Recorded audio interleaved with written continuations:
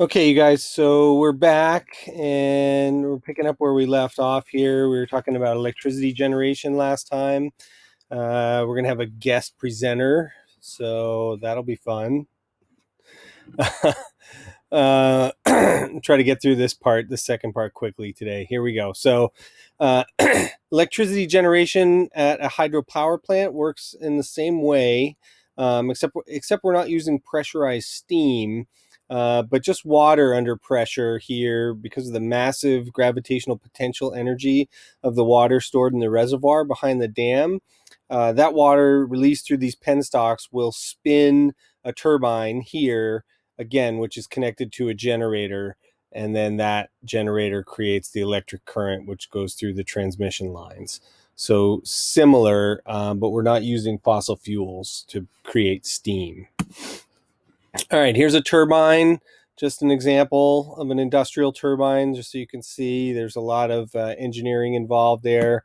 Here's some generators at a hydroelectric plant.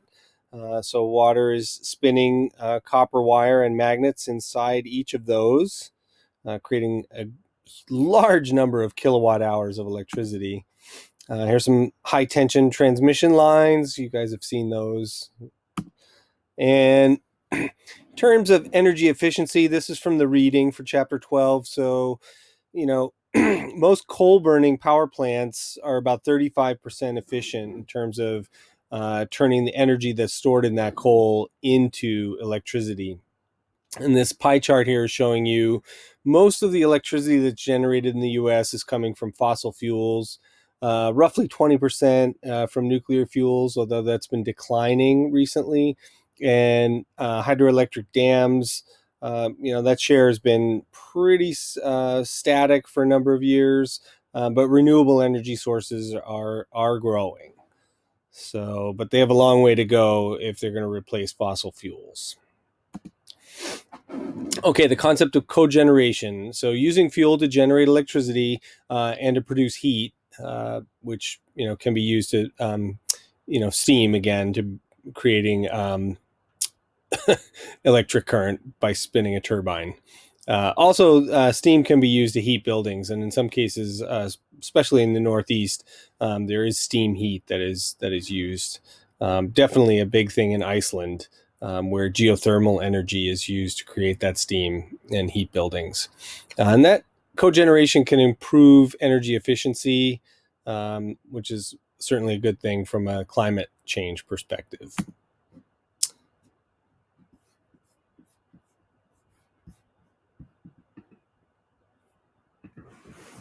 Coal is a solid fuel formed primarily from remains of trees, ferns, and other plant materials that were preserved 280 to 360 million years ago. Four types of coal ranked from lesser to greater age, exposure to pressure, and energy content. These four types are lignite, subbituminous, bituminous, and anthracite. Those are very large words. The largest coal reserves are in the United States, Russia, China, and India.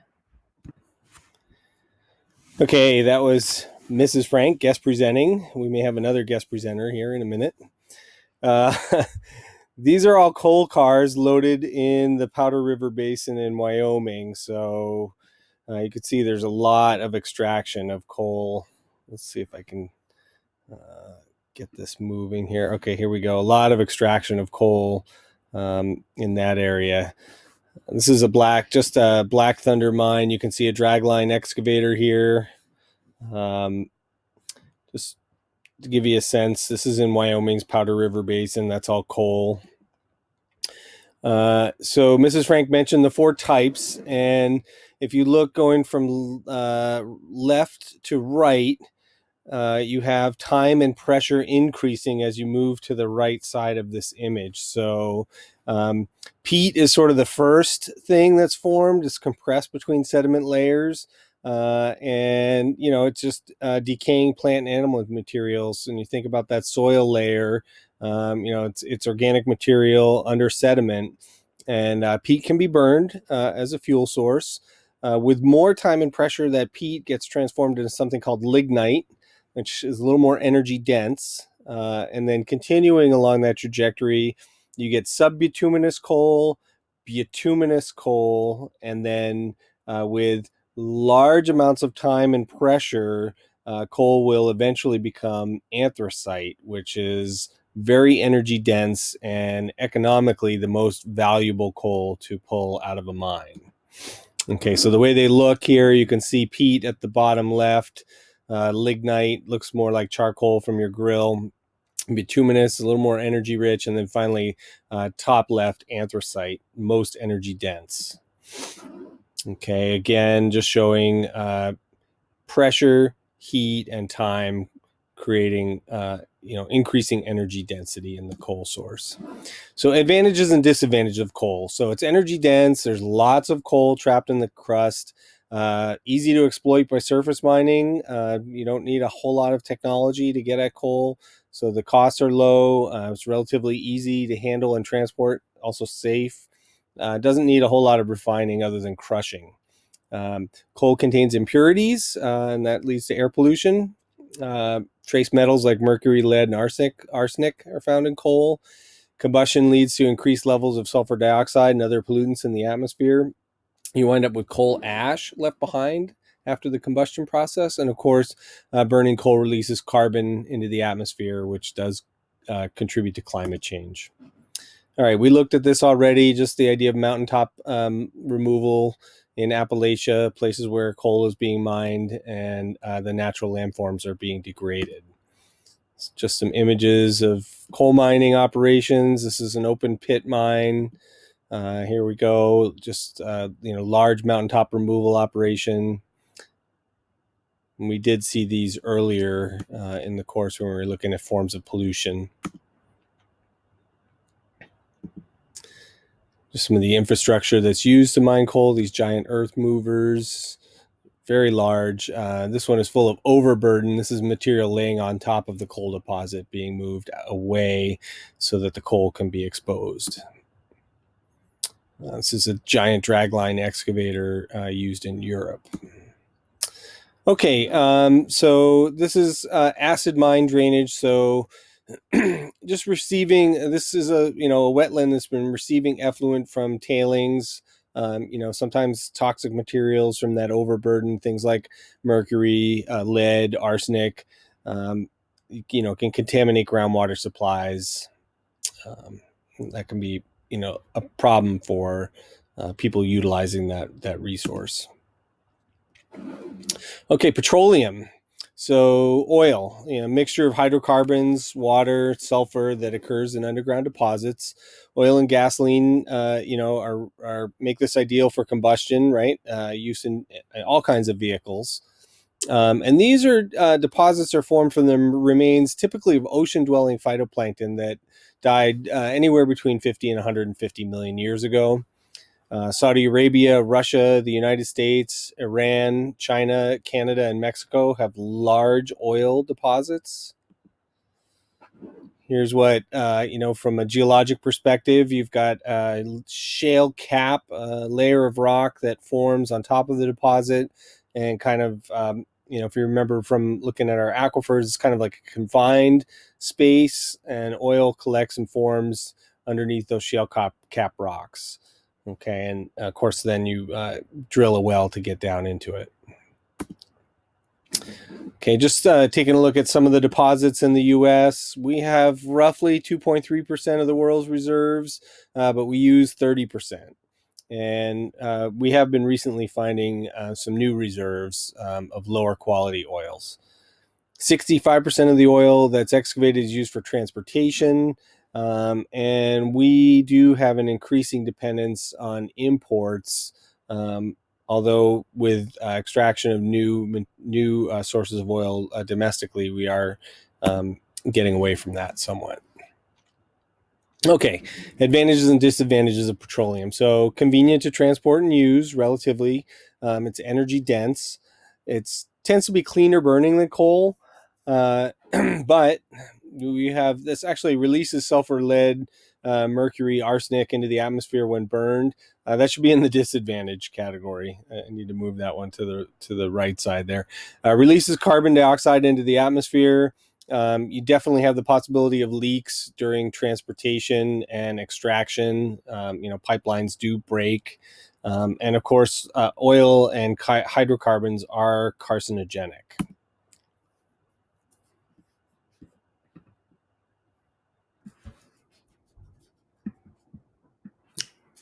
Natural gas exists as a component of petroleum in the ground, as well as in gaseous deposits separate from petroleum. Contains 80 to 95% methane and 5 to 20% ethane, propane, and butane.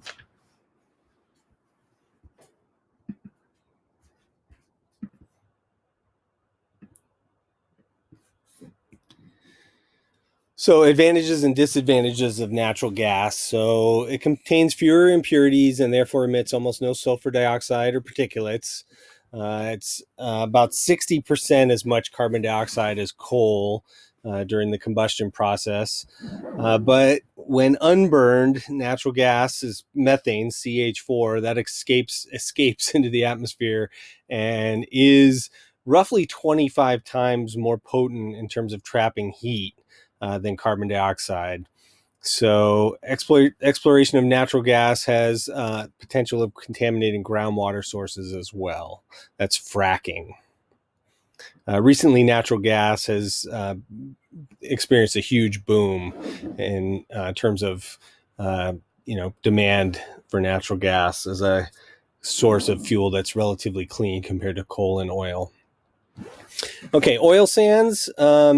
So same thing as tar sands. You'll hear those terms used interchangeably. Oil sands, it's basically low quality oil that's mixed with sand, and it's a pretty labor intensive, expensive process to separate the oil from the sand. Bitumen is like a degraded type of petroleum that forms when forms close to the surface, and bacteria metabolize some of the light hydrocarbons, and other hydrocarbons actually evaporate. It's really abundant in this region of Alberta in Canada. This is an area of Alberta where oil sands have been extracted. It's very damaging to the environment to get oil sands. All right, just looking at values relative to 1950. So energy use per dollar of GDP has been going down, but per capita energy use went up through the 50s, 60s, into the 70s, but then energy use has leveled off, and that's largely due to changes in or increases in efficiency with things like light bulbs and heating and cooling as well. Okay, the Hubbert curve. So this is a graph that just shows the point at which oil production would reach a maximum globally. And, we're a finite planet. There's a finite number of, oil reserves underground. And there is a point during which our development, our history will maximize oil production. And after that, oil production will diminish. That's the Hubbert curve. So it's widely speculated that we're near the peak if we haven't globally already passed the peak for oil. Coal, the peak is well ahead of us still. And natural gas, there's some question about where the actual math for natural gas is. Countries try to hide their reserves because, of course, there's strategic in terms of defense implications in a wartime situation. You wouldn't want to let other countries know exactly what your proven reserves of coal, oil, and natural gas is. So this is a difficult thing for people to know exactly. But oil generally, through the 1900s, early 1900s, oil became more and more plentiful. And somewhere, in the 1990, 2020 up to 2050, we will hit this condition called peak oil. And then after that, again, oil will tend to become more scarce globally and more expensive. This is the Hubbert curve. Okay. This is the whole economics of oil. So actual production will hit a peak and then taper off, but demand will tend to increase and this yellow area is where you have shortages and increasing price. We may with measures for climate change be able to change this demand curve. All right, this is oil and gas production, just so you can see that it is tracked. And you don't certainly need to know this, but just an idea of what that is. There's Mexico has published their oil production numbers. The green bars are oil production, and the red is domestic consumption of oil. Okay, here's coal. So the idea that coal, production for coal globally might peak closer to 2050. And there's certainly speculation about that. Coal, the value of coal is going down in response to climate change. This is just the idea that for a number of different commodities, there's some measurements in terms of how long those commodities will last, and before they start to run out. Okay, so the thing is with fossil fuels, if we continue on current trends, we'll run out of conventional oil in about 40 years or less. Coal supplies could last for significantly longer. But the key thing with this class is that burning all of the world deposits of coal oil and natural gas would raise the temperature enough to melt the entire sheet of ice covering Antarctica, and that would drive the level of global ocean up by more than 160 feet. And you can click on this link for the study that shows that. Okay, quickly going to run through nuclear energy here. This is another source, of non-renewable energy, although, it's uranium, the energy source for nuclear power is relatively abundant, and there are large stores of uranium that can be mined from the earth to power nuclear power plants for many years to come. Okay, so fission is this process of having neutrons strike a large atomic nucleus, which then splits into two or more different parts, and each of those release energy as they split. And basically, you get a chain reaction with more neutrons hitting more nuclei. Okay, so nuclear reactors are like coal, oil, and gas reactors, where you're creating heat. And again, you're using that heat here to create steam in a pressurized situation. And you can see the steam is spinning a turbine, which is connected to a generator and creating electric current.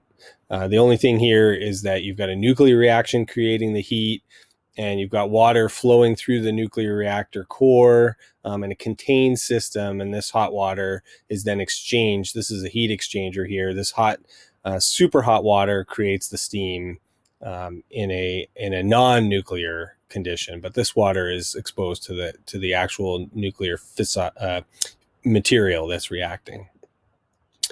Okay, so you've got things like fuel rods. These are the actual nuclear fuel, typically uranium, that's used in a nuclear power plant. And kind of went through all this idea of control rods. These are rods that are actually inserted between the fuel rods, and they absorb the excess neutrons, and they can slow or totally stop the fission reaction. So those are really important for safety. Okay, so some good things about nuclear power. You tend not to have carbon emissions or really air pollution of any kind. And countries can reduce their need for imported oil. But of course, you have the possibility of accidents, a release of radioactive material. You also have the problem of radioactive waste, which is material that's left over after the reaction has proceeded. And that waste may remain radioactive or carcinogenic for thousands or tens of thousands of years. Okay, so kind of jumped on that. So we need a long-term storage for nuclear waste. It can't be burned, can't be disposed of using chemicals. Certainly can't be, it's much too expensive to shoot nuclear waste into space, and there's certainly possibilities of accidents. And dumping it on the ocean floor is not a solution either, because we don't have long-term containment for that. That's a cost-effective means. So there's high-level waste, which is the form that's used in the actual fuel rods, and then there's low-level radioactive waste, which is like clothing that people wear that's exposed to radiation in the power plants, rags, things that are used during maintenance. There is some radioactivity that gets out, and those need to be disposed of as well. Tailings from the uranium mine, where the material is actually excavated from the ground, that material can be radioactive. Okay. The idea in the U.S. is to have long-term storage at a place in Nevada called Yucca Mountain. There's been a lot of money that's been spent developing that site and considering it as kind of the long-term solution for nuclear waste. Currently, all nuclear waste is stored on site at the nuclear power plants where the waste is generated. And we have nuclear power plants in California, up in Washington State, certainly all along the East Coast. And transporting that waste to Yucca Mountain in Nevada has its own set of problems.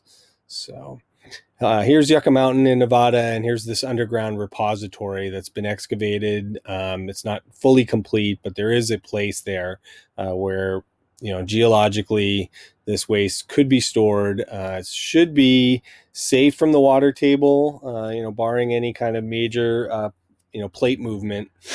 And they've done some studies that show that it could be safe there and not contaminate things for possibly 10,000 years or longer. Okay, so this is Yucca Mountain again. I have some video clips that kind of explain the whole story with the long-term storage for nuclear waste.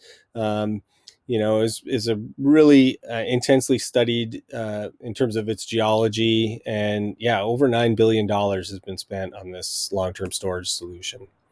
Okay, we're almost wrapping up here. Nuclear fusion, it's promising. It's this idea of creating power, through, instead of fission reactions, a fusion reaction, and you really avoid nuclear waste once you achieve fusion. But we haven't been able to, so far, produce fusion reactions on a commercially viable scale.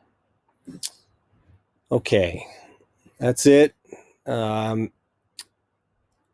check in with you guys next week with chapter 13. Hope you're doing okay.